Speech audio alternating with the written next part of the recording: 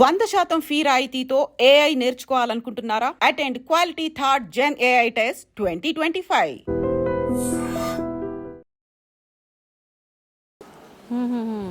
అంటే కుంభమేళా వల్ల ఎంతమంది కడుపు నిండా అన్నం తింటున్నారు, ఎంతమందికి ఉపాధి లభిస్తుంది.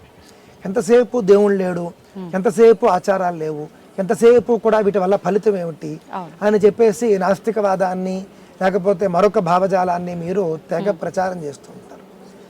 నాస్తిక భావజాలంతో మీరు ఎవరికైనా ఉపాధి ఇప్పించగలరా? లేదు. ఇది చెప్పండి. ఇప్పుడు దేవుడు ఉన్నాడా లేడా సరే, ఆ చర్చ వేరే చేద్దాం. సాధారణంగా దేవుడు ఉన్నాడు అని చెప్పేటటువంటి ఆస్తికవాదంతో ఎంతమందికి ఉపాధి కలుగుతుంది, ఎంతమంది కడుపు నిండుతోంది. ఒకవేళ మీరు నాస్తికవాదంతో భగవంతుడు లేడు అనేటటువంటి వాదాన్ని మీరు ఎక్కువగా ప్రచారం చేస్తే ఈ ఉపాధి అంతా పోతున్నట్లా కాదా? వీళ్ళందరికీ మీరు ఉపాధి చూపిస్తారా? కావున ఇలాంటి కార్యక్రమాలను ప్రోత్సహించాలండి. ఇలాంటి కార్యక్రమాలను ప్రోత్సహించి అద్భుతంగా నిర్వహిస్తున్నారు. ప్రపంచం చూస్తోంది. హార్వర్డ్ యూనివర్సిటీ, ఆక్స్ఫర్డ్ యూనివర్సిటీల నుండి పిహెచ్డి స్టూడెంట్స్ వచ్చి ఇలాంటి కార్యక్రమాల మీద వాళ్ళు ప్రోగ్రామ్స్ చేసుకుంటున్నారు, పరిశోధనలు చేసుకుంటున్నారు. చాలా పెద్ద పెద్ద కంపెనీలు కూడా ఇంత పెద్ద కార్యక్రమాలు ఎలా నిర్వహిస్తారు పాశ్చాత్య దేశాలకు తెలియదు. కానీ మన దేశంలో కొన్ని సహస్రాబ్దాలుగా ఈ కార్యక్రమాలు జరుగుతున్నాయి. మీరు గమనించి చూస్తే మొట్టమొదటిసారి మనకు మొగస్తనీసు అని ఒక ఆయన ఉన్నాడు. ఈ మొగస్తనీసు అనేటటువంటి ఆయన గ్రీకు చరిత్రకారుడు. ఈ గ్రీకు చరిత్రకారుడు తాను రాసినటువంటి ఇండికా పుస్తకంలో ఈ కుంభమేళా గురించి రాశాడు ఆయన. కావున అది కూడా మీరు ఒక్కసారి అందరూ తెలుసుకోవాలి. అంటే 2,500 ఏళ్లకు పూర్వమే ఉంది కుంభమేళా జరిగినట్లుగా ఆధారాలు ఉన్నాయి. ప్రపంచం అంతా ఇంకా బట్టలు సరిగ్గా వేసుకోవడం చేత కాదు, ఏమి తినాలో తెలియదు, ఏమి తినకూడదో తెలియదు, అజ్ఞానంతో కొట్టుమిట్టాడుతున్నటువంటి రోజు. అలాంటి సందర్భంలో ఈ యొక్క కుంభమేళా కార్యక్రమం భారతదేశంలో ఆ రోజుల్లోనే కోట్లాది మందితో ఈ కార్యక్రమాలు మన రాజులు నిర్వహించారు. అందరూ వచ్చేవారండి. ఇలాంటి కార్యక్రమాల మీద ఎవరు పడేవారు కాదు. శత్రురాజు అయినప్పటికీ కూడా ఈ కుంభమేళా స్నానం వాడికి కావాలి, వచ్చేవాడు. అంటే వాడు పైకి నాస్తికంగా మాటలని ఎక్కడో చిన్న నమ్మకం ఉండుండేది. అంటే శత్రురాజులు అని అంటే మన వాళ్ళలోనే నేను అంటున్నది, హిందువుల్లోనే 2 రాజులు వాళ్ళకి శత్రువులు ఉండేవారు. అయినప్పటికీ ప్రయాగరాజుకి సంబంధించినటువంటి ఆ చక్రవర్తి ఆ రాజ్యంలో నేను వెళ్ళను, నేను స్నానం చేయను కూర్చునేవాడు కాదు. అందరికీ కుంభ స్నానం కావాలి, అందరికీ కుంభమేళా కావాలి. ఈ విధంగా భారతదేశం ఒక ఐక్యతను చూపించేటటువంటి కార్యక్రమం ఇది. కుల, మత, వయో, లింగ ఏ భేదాలు లేవు. అందరూ కూడా మీకు కుంభమేళాలో భాగం వహిస్తారు. మొగస్తనీస్ కూడా రాసింది ఇదేనండి. మొగస్తనీస్ కూడా రాసింది ఒక పెద్ద కార్యక్రమం నేను చూడడం జరిగింది ప్రయాగ అనేటటువంటి ప్రదేశంలో. అక్కడ రాజు వచ్చి స్నానం చేస్తున్నాడు, పేదవాడు వచ్చి స్నానం చేస్తున్నాడు, ఏ భేదము లేదు, అందరూ కలిసి ఒకచోటే స్నానం చేస్తున్నారు. ఇది నాకు ఆశ్చర్యం కలిగించిందని రాశాడు. అంటే చూడండి, అప్పటికి పాశ్చాత్య దేశాల్లో రాజులు వెళ్లే చోటికి ప్రజలు వెళ్ళేవారు కాదు, ప్రజలు వెళ్లే చోటికి రాజులు వెళ్ళేవారు కాదు. ఈ విధంగా కుంభమేళా అనేది భారతీయ సంస్కృతిని, భారతీయ చరిత్రను ప్రపంచానికి తెలియజేస్తుంది. ఇలాంటి కుంభమేళా మీద అనవసరమైనటువంటి దుష్ప్రచారాలు జరగకూడదండి. ఓకే గురుగారు, కొంతమంది వాళ్ళు మూర్ఖంగా మాట్లాడుతున్నారు అనుకోవాలో, నాస్తికత్వంతో మాట్లాడుతున్నారు అనుకోవాలో తెలియదు, కానీ కుప్పలుగా ఒకేసారి ఇంతమంది వెళ్ళి స్నానం చేయడం వల్ల అక్కడ ఉన్న వాటర్లో ఎవరు ఏమేం చేస్తున్నారో తెలియదు. వెళ్ళి ఒక మురికి నీళ్ళలో స్నానం చేసిన విధంగా ఉంటుంది. అందరూ ఒకేసారి కట్టుకొని రావటం వల్ల ఇప్పుడు వెళ్ళడం కన్నా మామూలు రోజుల్లో వెళ్ళడమే ఉత్తమము అని భావించి పక్కన వాళ్ళని కూడా వెళ్ళనీయకుండా చేసే వాళ్ళు కూడా చాలా మంది ఉన్నారు. అలాంటి వాళ్ళకి ఏం చెప్తారు? అజ్ఞానం అండి. ఇప్పుడు ఉదాహరణకి మనందరికీ కొన్ని వ్యాధుల గురించి తెలుసు. డెంగ్యూ, టైఫాయిడ్, ఇలా మీకు కొన్ని రోగాలు ఉన్నాయి. ఇవి వేటి వల్ల వస్తాయంటే డెంగ్యూ దోమలు నిల్వ ఉంచినటువంటి నీటిలో అభివృద్ధి చెందుతాయి. అదేవిధంగా టైఫాయిడ్ జ్వరం కూడా నాకు తెలిసి నిల్వ ఉంచినటువంటి నీటిలోనే దానికి సంబంధించినటువంటి క్రిమి పుడుతుంది. కావున నిల్వ ఉంచినటువంటి నీటిలో బ్యాక్టీరియా ఫామ్ అవుతుందని మనందరికీ తెలిసినటువంటి జ్ఞానం. ఎందుకు ఇది మాట నిల్వ ఉంచిన అంటున్నారు అంటే ఫ్లోటింగ్ లో ఉన్నటువంటి నీటిలో, అంటే ప్రవహిస్తున్న నీటిలో ఇవి పుట్టవనే కదా అర్థం. కావున మీరు త్రివేణి సంగమంలో చూసుకుంటే ప్రవాహం అది 3 నదులు కలిసిన ప్రవాహం మళ్ళీ, ఒకటి కాదు. అవును. కేవలం ఒక నది ప్రవాహంగా వెళుతూ ఉంటేనే మన వాళ్ళు అసలు అన్ని నదుల స్నానాల కంటే కూడా నదీ స్నానానికి విశేష ఫలం ఎందుకు ఇచ్చారు చెప్పండి? ప్రవాహం ఉంటుంది కాబట్టి.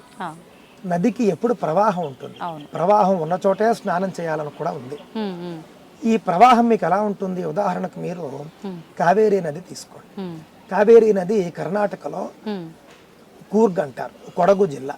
ఆ జిల్లాలో తలక్కాడు అంటారు అన్నమాట అండి. ఆ పైన తలక్కావేరి, తలక్కాడు అంటారు. కొండ మీద చాలా చల్లగా ఉంటుందండి. అక్కడ పుడుతుంది కావేరి, కొండ కోణంలో పుడుతుంది. అక్కడ పుట్టి ఎన్ని కొండలు, ఎన్ని కిలోమీటర్లు ప్రవహించి మనం స్నానం చేసే స్థితికి వస్తుంది. ఆ లోపల నాకు తెలిసి 100 కిలోమీటర్లు వస్తుంది. 100 కిలోమీటర్ల వరకు నాకు తెలిసి మన స్నానానికి కావలసినట్లుగా కావేరి రాదు. సో కాబట్టి మనం చూస్తేనండి, అక్కడెక్కడో అడవుల్లో పుట్టినటువంటిది, వనమూలికలు, ఎంతో మంచి చెట్లు, ఎంతో గుణాలు, ఔషధ గుణాలు కలిగినటువంటి చెట్లు, రాళ్ళు, ఇవన్నీ దాటుకుని పారుకుని నది ప్రవహిస్తూ వస్తుంది. అప్పటికే చాలా ఔషధ గుణాలు నీటిలో ఉంటాయి. పైగా ప్రవాహంలో ఎప్పుడూ కూడా మీకు రోగం రాదు. ప్రవాహంలో మనం స్నానం చేస్తే రోగం లేదు ఎప్పుడూ కూడా, ఏ బ్యాక్టీరియా రాదు. మరి ఇక్కడ త్రివేణి సంగమంలో మీరు చూసారనుకోండి, ప్రవాహం, నిరంతర ప్రవాహం. పైగా అర్ధకుంభమేళాలో నేను చూశాను, ఎంత నీట్గా ఉందో, చాలా ఆశ్చర్యపోయాడు. ఇన్ని కోట్ల మంది స్నానం చేస్తుంటే నీరు ఎంత నీట్గా ఎలా ఉంటుంది అంటే ప్రభుత్వాలు కూడా అంత జాగ్రత్తగా చూస్తున్నాయి అన్నమాట. కావున ఇవి అనవసరమైనటువంటి, అక్కర్లేనటువంటి ఈర్ష్యాసూయులతో కూడినటువంటి వాదాలండి. ఏదో సనాతన ధర్మానికి ఒక గొప్ప కార్యక్రమం అయిపోతుంది, అందరూ వెళ్ళిపోతున్నారు అంటే. ప్రపంచంలో వేరే వేరే మతాలు సంఖ్యాపరంగా పెద్దవైనప్పటికీ అతి పెద్ద మతపరమైనటువంటి కార్యక్రమం ఇలా జరగడం ఏంటి, ఇక్కడ జరగడం ఏంటి, ఈ రకరకాల కుట్రలు ఇందులో ఉంటాయండి. అవన్నీ మనకు అనవసరం. చరిత్రాత్మకమైనటువంటి మంచి ఫలాన్ని ఇచ్చేటటువంటి కుంభమేళా స్నానం మన అవకాశాన్ని బట్టి మనం చేసే ప్రయత్నం తప్పకుండా చేద్దాం. ఓకే గురుగారు, మీరు ఎలాగో వెళ్ళొచ్చారు కాబట్టి మీకు అనుభవం ఉంది, అక్కడ వెళ్ళి చూసొచ్చింది. అయితే చాలా మంది ఇక్కడ ఉన్న వాళ్ళు ఏమనుకుంటారు అని అంటే, ప్రతి ఒక్కటి సోషల్ మీడియాలో కనిపించేది ప్రతి ఒక్కటి నిజమో అని చెప్పి. అది గ్రాఫిక్స్తో తెలీదు, నిజంగా అది నిజమో తెలీదు. కొన్ని వేల సంవత్సరాలు ఉన్న సాధువులు, మునులు కూడా అక్కడికి వచ్చి స్నానం ఆచరిస్తారు అని చెప్పి, అఘోరాలు కూడా వస్తారని చెప్పి, మీరు ఇందాక అన్నట్టుగా నాగసాధువులు కూడా వస్తారన్నారు కదా. కొన్ని నిజంగా వేల సంవత్సరాలు బ్రతుకున్న వాళ్ళు అక్కడికి వచ్చి స్నానం ఆచరించే విధానం ఉందంటారా? ఇదంతా అపోహన? అలా ఏం లేదండి, ఉంటారు. వేల లక్షల సంవత్సరాల వాళ్ళు కూడా ఉంటారు. పురాణాల్లో మనకు కొన్ని వచనాలు ఉన్నాయి. ఆ వచనాలు ఏంటంటే, ద్వాపర యుగాంతంలో మహర్షులు ఇంకా కలియుగం వచ్చేస్తోంది కావున